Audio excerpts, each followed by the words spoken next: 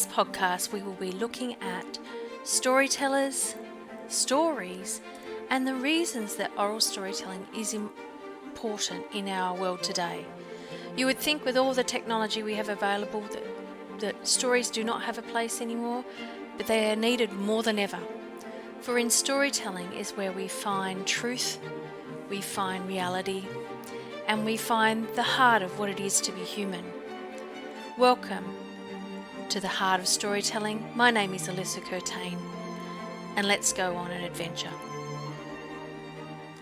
Welcome to this week's episode. As you can hear from my voice, I've had a little bit of a snuffle, and so this is recorded after my interview with Jenny. I've just listened back and done some editing on the interview. We started the interview in a pub in a really comfortable spot, and then there was music and people got louder, and so we had to move. So about 7 minutes in, it changes, the background noise changes, but there are a number of interruptions to our interview, so hopefully I've edited it so it's pretty seamless. The interview with Jenny was great. We met on my first day here at Emerson College.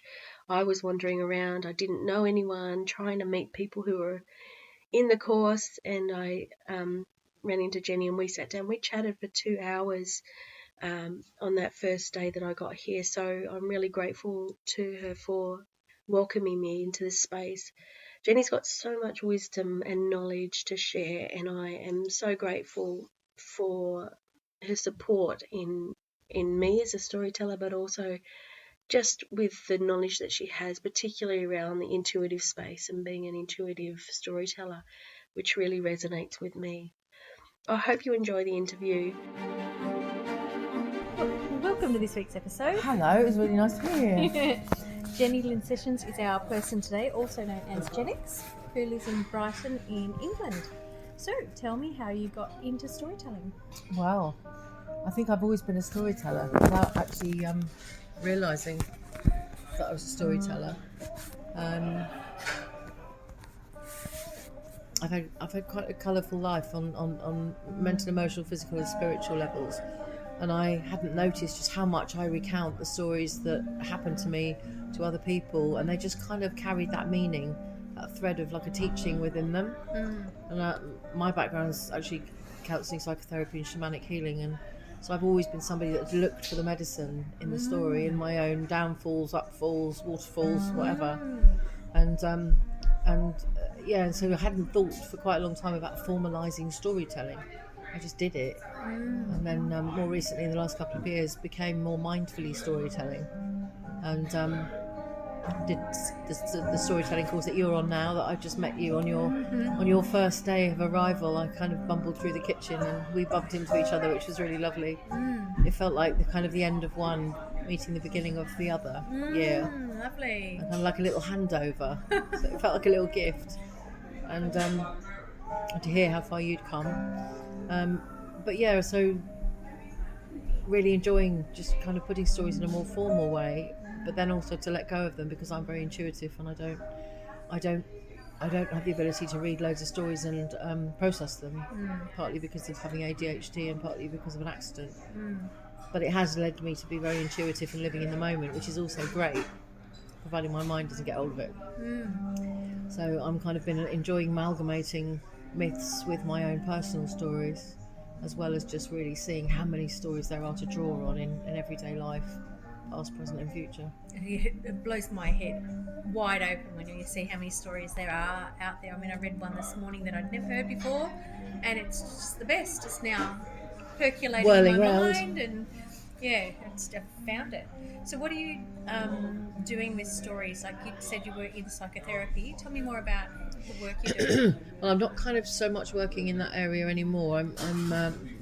I'm more amalgamated my life in a way of being a channel for creativity and spirituality. I guess there are so many labels around, and I think I've over the years become more and more closer to just the authentic me, my own search for an authentic voice, and kind of letting go of labels and trying to just be present with a heart open and a resonance that I have a sensitivity, a sort of psychic sensitivity and a spiritual sensitivity, and really turning up and being present with an open heart, I'd say, is the most, and a sense of humour, is really the crux of anything else that comes. And I'm grateful for my background in counselling and psychotherapy, because it's a frame that's always useful to, remember certain things that are really important when you're working with people, like boundaries and being mindful of your own stuff, so that you're not putting that in the space and cluttering it up for somebody else, and really listening and being present with the magic and the heart that somebody's bringing. But I see it, I sing with a drum, having spent many years with Indigenous wisdom keepers. That deeply rubbed off on me, and songs came through me in strange ways. So I always open up my stories with a drum and a spirit song and a blessing of the area, and kind of an invocation, I suppose, to just kind of step out of the world that we were in into this new story space, and welcoming people to bring their focus into the centre, and up the frequency. It feels like that just helps the vibration and the connection of people to rise, a little bit of relaxation, and then start sharing the stories, and I really let them take me where they need to go, and sometimes it's out of the story into something else and back into the story, or back into another story or somebody else's story. But having some sense of willingness for myself to be guided, rather than have a very strict structure and stick to it. Magic happens for me in the spaces between, which is sometimes feels like ceremony. Wow, I like the idea of story being a ceremony, like space. Tell me more about the drum, your work with the drum, and how that came about. Let me think. I guess I've always kind of almost instinctively had a drum around me for many, many years, and I was adopted by a man called Dr. Jim Gillahan, Tatanka Scar, white buffalo. He was a Lakota medicine man, fourth carrier of Sitting Bull's original pipe. Sitting Bull was, some people may know, a very famous Indian in history. And he had a medicine pipe, as the Native Americans do, called a chanupa, prayer pipe. And so being in quite a lot of ceremonies over there, and sharing drums, particularly playing a mother drum, powwow drum, which is like a big drum where maybe 10, 16 people can play. Oh, wow. And it's a beautiful kind of community experience, because whoever's leading it will be creating the beat. And you might think, oh, it's really simple, we're just banging a drum. But having everybody on that drum in perfect harmony and synchronization, because they've switched their minds off and they're listening with their heart and their body, brings a very interesting and hypnotic experience to the surface. It's very connected, everybody's present, and you can see as soon as somebody's thought wanders, the beat goes off. And then you see how easy it is for us to just follow the offbeat. And then also how easy it is to choose to come back in with that focus. So I love that we've just gone from upstairs in a pub where we sat somewhere comfortable, somebody just turned the music up high, and we're now in a beautiful little flower shop at the bottom of the pub, with a lovely smell of hyacinths, aren't they? Something beautiful. It's really nice. There, those I think. I've never been very good at playing a regular beat with the drum for a song, but I would play the drum when it felt like needing to be played, and always thought for many years that was really wrong and I didn't have a rhythm. And then somebody said to me, no, you're just intuiting the rhythm that's needed. And because my songs are very out of rhythm in a way, they've got their own rhythm, it's impossible to follow it. So it was very strange kind of actually finding out that I was doing what I needed to do, but you know how the brain is, well, it should be like this, it should be like that. But lovely when you just let it emerge and evolve and kind of become what it is. So I spent lots of time playing the powwow drum with lots of people, and I think I said before, it's like a very powerful community experience, because whoever's leading the drum, if you start off with a simple one beat, everybody's joining in, and everybody automatically, without trying, becomes coherent with that beat, which creates an amazing energy. It's easy then to see also when we lose concentration how that beat can go off, and how quickly we all follow or don't. And then it's a great way of bringing yourself back by bringing the focus back in and joining the crowd again, and becoming one with what's happening. So it's a great teaching tool as well about focus and about where you place your attention and joining people. And some people might feel a bit shy, so they don't play with their heart behind it. They're kind of teetering on the brink of wanting to go and hide under the drum, Yeah. which has another effect on everybody on the drum, or they. So it's a beautiful way of kind of seeing lots of processes come to the surface that you may or may not choose to work with. Equally, it's just an amazing, powerful way of drumming and giving thanks, using in ceremony. I always use a drum when I'm singing or working with people, and kind of channel in a spirit song with an intention to bless the space or open a space up, or often that energy that comes through me provokes imagery, and then people will choose one of those images that are really important to them if it were a one-to-one session, and then I would take them on a journey through that image into different realms of their being, and track them and help them repair, heal, understand whatever it is that needs to happen through that initial kind of drum song frequency shift. So is it like a soul journey, or what someone would call a soul journey? Or is it different? I weave many things into it, but I guess that's a good way of putting it. I sometimes call it a supervisionary journey. I like it. Because it feels like it really connects with people's imagery in a vision in ways that sometimes it's very easy to dismiss the imagination. It's like, oh, that was my imagination, that doesn't count. But our imagination is such a huge medicine, as you know. And as we're creating with that imagination, we're speaking to the soul. And it feels like the soul is very happy when we speak in imagery, because there's a different kind of connection. And I guess I notice, having kind of an ADHD thing going on for myself, I've always spoken in metaphor, and I think it helps me feel the depth of something when I see the picture as a way of a code, really. What am I feeling? That's the picture. Then I can speak into or write poetry into the imagery and have a different depth, which can then become story. Yeah, wow. So with your story process, do you draw or have images in your mind? What's your process around developing story, or are you very intuitive with it as well? Mostly intuitive. Yeah.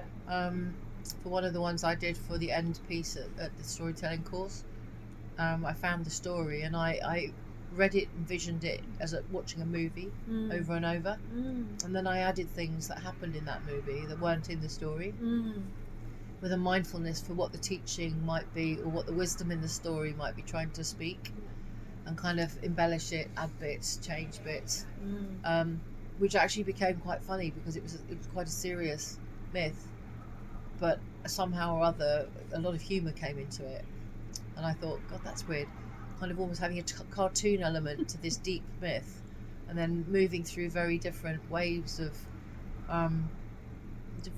perceiving it, I suppose, but it worked really well. And I thought, well, those bits are kind of wanting to be there, I'm not thinking them there, and those sort of intuitive threads and whispers of the wind or imagination feel very special.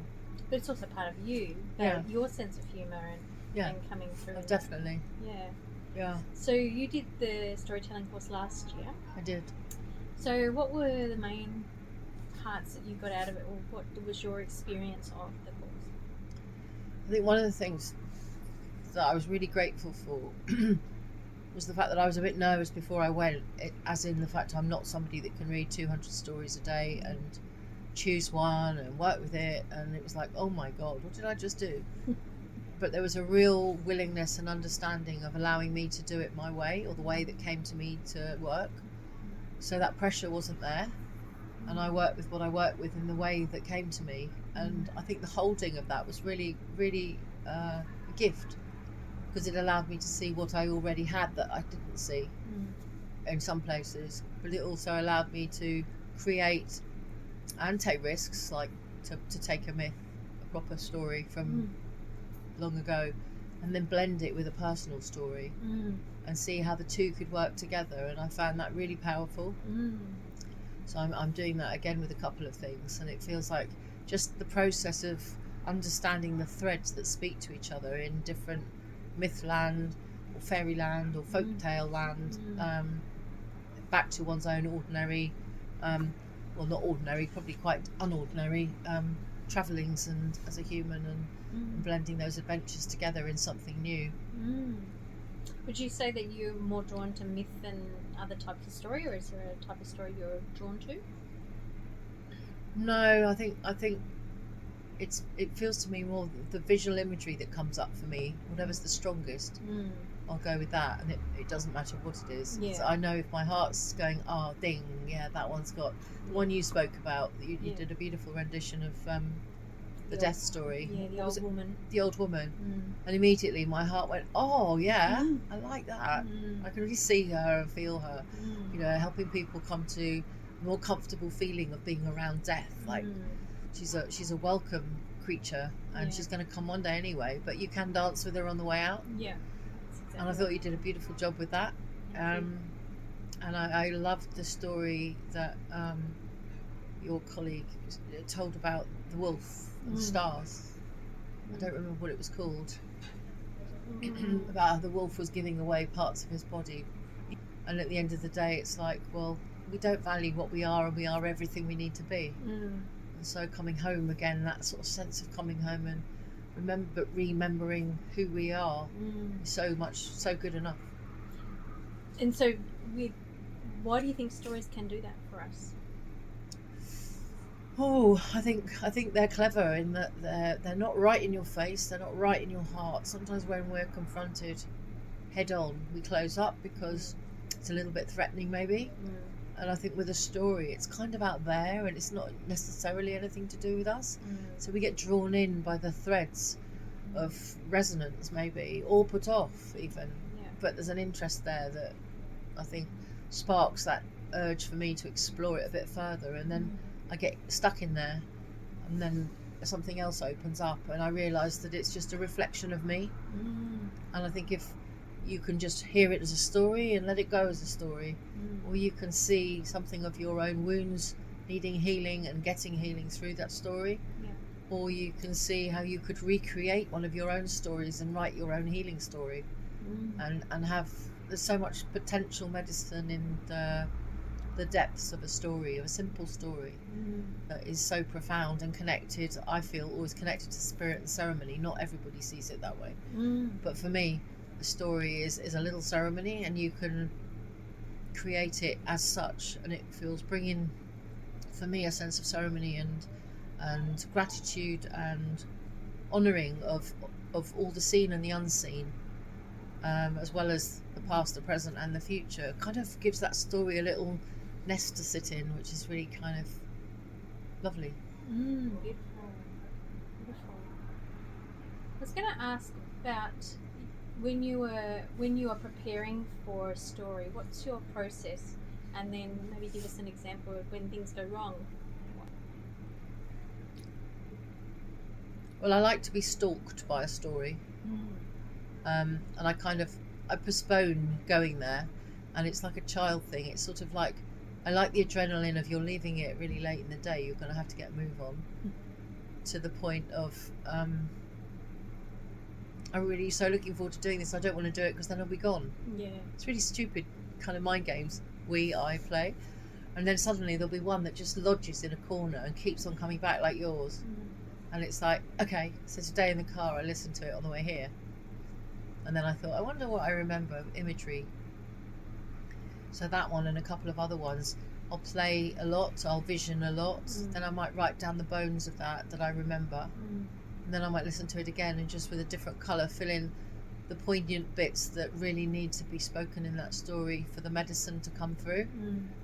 And then I'll forget all about it, and then I'll go find some unsuspecting person to test it out on. And then I'll probably see if I can write a few verses and a little bit of a song in there that isn't there, or embellish the one that is, and then open it and close it with a drum and maybe a few questions with the audience, or invite the audience into a journey within it while I'm telling it, like kind of embed a small visualization perhaps, so people can have an experience on top of an experience. See if that works. Sometimes it's really good. I'm not sure what you asked me apart from how I prepare. What goes wrong? Well, I used to be so scared about what goes wrong because my brain couldn't bear the embarrassment of failing. And since we fail and succeed every day, all at the same time, and probably in equal amounts, it's just a matter of what we've attached to the idea of failing and succeeding. And I really think over many years of stress and struggle, I've let go of a large amount of that, and that's partly because I have trouble with a memory problem from a car crash, which is like both a gift and a curse. And I can make it a curse or a gift. We have that power. But I don't mind anymore making a cock up, because the cock up is a teaching. And so I grab the cock up and I use that to make a new story on the spot usually, and find the humour in it and invite other people to connect in with, when did you just do a major boob in the middle of something that you so didn't want to, and how did it turn out? Or if it didn't turn out so well, let's look at it different, because actually there isn't a person on this planet that isn't going to do that, and it's part of what we've come here for. We're never going to be perfect, so forget about it. But the more enjoyment and connection, presence that I can put into that moment, whether it's a fuck up or not, in somebody's eyes, there's always going to be enough magic to reweave a bit more medicine out of it. So I don't worry about it so much anymore, as long as I'm present, because then I can think on the spot and reweave it to something else if necessary. Yeah. And so when you say you are present, what do you have a meditation that you do, or it's just a mindful being present? I think there's many different ways. Like before I go into something, I'll always take a little bit of a moment to not be around other people, because it's really easy for me to go and get into somebody else's story just before I'm doing mine, as a way of avoiding something. So I really want to go and lean against a tree, or probably for me, sing a song and drum, cast my attention over what I can remember of what I think I'm going to do, let go of the fact I'll probably go and do something else anyway. And I do have to tell anybody else who's working with me that I might do that, so they're on the ball. Otherwise they feel like they've failed. But actually it just works. And I think choosing to feel my feet, choosing to breathe, choosing to slow down. I notice I've been talking really fast, and that's not always helpful. So actually to slow down and speak slower mindfully is a really great way of coming into the present, making eye contact with the audience, speaking it out if you're uncomfortable, something's going on. There's a way I feel, or I find, you can speak about an emotion without dumping it on an audience. And it's really important to own what's going on first. So I would, like, if it's something where it's like, and there have been times, then I would just quickly connect with it myself, so that I'm just sharing, not dumping that fear energy, that self-critical energy, that and stay grounded in my body, aware of myself. I'm holding a space. I've come here with a intention. This isn't just about me. This is about holding an audience in a good way, and hopefully inviting and evoking something that's going to be helpful for them. So I need to be aware of being responsible for that space and myself within it. There is a fine line though between sharing and dumping, you know. Absolutely. It's quite an art to that, I think. So this podcast is called The Heart of Storytelling. So big question here. What do you believe is at the heart of storytelling, and why do we need it?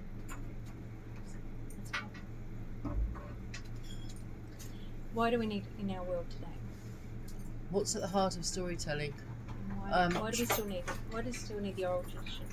I think at the heart of storytelling is truth and trust, vulnerability, strength, magic, connection, harmony, potential for unity, healing. It's such a big thing, and I think it has to come from a place of connection. And some of that's to do with us choosing to bring ourselves in. I think why it's so important now is because we're losing lots of things in the digital world. I mean, it doesn't mean to say that stories aren't going to be woven in that way as well. Of course, they're very powerful, but there's something about the oral tradition, one-to-one in a group, in the here and now, that is so human to human and so precious now more than any other time, because things have been stripped away, things have been distorted, things have been buried, things have been given less time than they deserve, and people are struggling with emotions, with stuff coming up, fear, lack, disconnection, all of those sorts of things, from nature, from the land, from their hearts. And there are so many different stories that can speak of so many different aspects of all of these things, without having to really confront someone who may not be in the mood to be confronted, but can gently open a door and allow them to see themselves in a new place, in a different way, in a magical way, and like the old ways, with the indigenous folk and the storytelling around the fire and the different tribes. It's like it's a magical thing, and everybody loves to go back to the fire, loves to tell stories around a fire in that kind of cozy way of like, we're all in this together. Don't forget, because we can do magic even when everything else looks like it's falling apart. The magic of storytelling holds so many different layers of deep healing and wisdom that we can draw from, like a well. I love it. Included a magical well there at the end. Yeah. So just to finish off, what advice would you have for people like me who are just starting out in storytelling? Like, what are some pieces of wisdom or things that you've learned on the way that you'd like to pass on? Well, first thing I'd say would be, whatever we think we are not doing well, or we haven't got enough of, or we're not good enough in, to just sit down and give that a big hug and welcome it, because the mind has one voice, the heart has another voice, and if the heart and the mind can sit on the same couch together with a nice cup of tea, there's a lot of magic between both of them. So it's don't doubt what you already have wherever you're starting. When I first met you, we had an accidental meeting, and within about the first half an hour, you're new to the course, but my God, you're a great storyteller, and you've got a wealth of wonderful things to draw from, and I could really feel that. And yet part of you's new and like, because it's a new experience. But how easy it is to forget the journey that you've had that lays the foundations for all of those amazing stories to mature on and grow on and what have you. So that's a long-winded answer, but remember who you are and who you already are, the journey you've walked, the stories wrapped up in your cells and your breath and your bones. To never be afraid to try something new. And if the mind is giving you trouble, then either with a friend or without a friend or in nature, go out and have a chat. Sit with your back to a tree.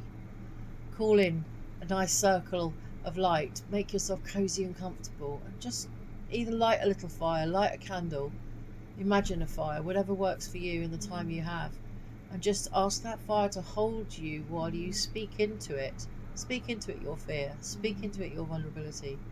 You know you're going to still do it anyway. So cut the hard time down, have a giggle about yourself, and listen. Give yourself 5-10 minutes at the end of whatever way you co-create that sacred space. Just listen, so that you receive something from nature, because whether it's in that moment, whether it's a van that drives past that has a ridiculous message on the van that's so right for you, whether it's a conversation you overhear in Waitrose, whether it's a song that comes on the radio, or any kind of synchronicity, the universe speaks in so many ways. But if you ask for your question, you ask for your help, and you speak out what's bothering you, and then give the space to listen, because we give and receive in equal amounts, then we get to really benefit. Don't hold your breath, you won't be able to breathe. Don't release your breath and forget to breathe in, you won't be able to sustain it. So that breath of coming and going, giving, receiving, being present, giving, asking, listening, and being able to hear what comes back will always teach you, give you something to bolster you for the next thing. And I think, again, stillness, silence, nature, so powerful in whatever way you choose to do it. If you have half a minute to go and lean against a tree and catch a raindrop on your face, you will know the root or the beginning of a new story sometime, today, tomorrow, next week. Use the elements. Use your connection through your heart to evoke and remind you of what this pot of gold, this treasure chest that you are, carries. No matter what else you're learning, you also have it all anyway, and what you learn will just remind you what you have and add to it. Be kind to yourself. Don't beat yourself up, and if you do beat yourself up, be kind to yourself about having beaten yourself up, and stop it quicker, and you still win. That's really cool. That's so me.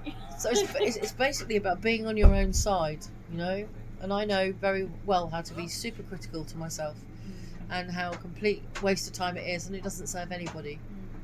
Remember, there are so many ways to raise your energy. If you want to write a story, if you want to work with a story, go for a little run, go for a shake, go for a hug, have a great conversation with somebody.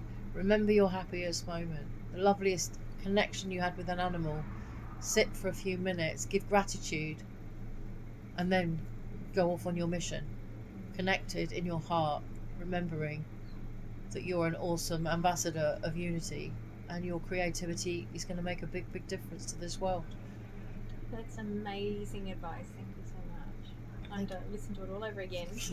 A bit fast. No, but there's a lot in that, and I think that, yeah. Thank you so much for joining me on that podcast. Thank you so much for having me. Lots of love to all of you, storytellers, receivers or givers. Capitalise on the magic, and don't forget your gratitude. Awesome. Thank you. Well, that's our episode for today. I hope you've enjoyed learning about storytelling and folktale, fairytale, myth, legend, or personal tales, wonder tales, all sorts of stories, and the art of storytelling, and why we really need to continue using it today. You can find more information about me at alyssacurtain.com or at Alyssa Curtain Stories on Facebook, Instagram, YouTube, and TikTok. I hope that you can find your heart in storytelling.